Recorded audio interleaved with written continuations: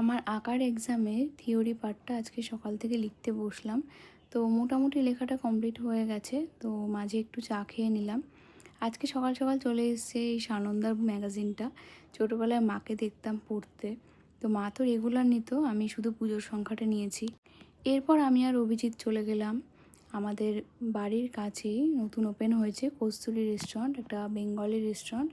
তো এটার ব্রাঞ্চটা ওপেন হয়েছে এখানে। তো 15 আগস্টের দিনই আমরা ফার্স্ট এলাম, দু একদিন আগেই ওপেন হয়েছে।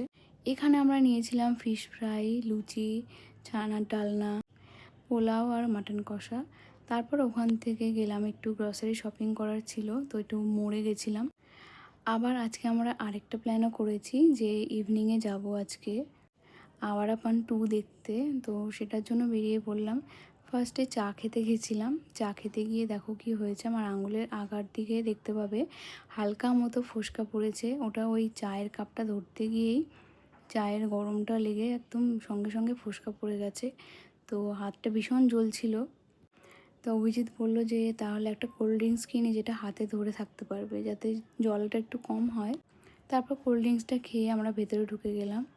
আর মুভিটা আমাদের মোটামুটি ভালোই লেগেছে, খুব একটা খারাপ লাগেনি, তবে খুব ভালোও লাগেনি।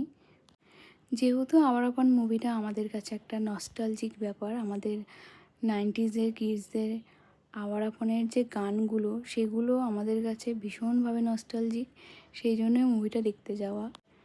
তবে ভীষণ ভিড় হয়েছিল, আমরা গেছিলাম 8:15 শোতে। আর এই ফার্স্ট টাইম আমরা এত রাতে মুভি দেখতে এসেছি।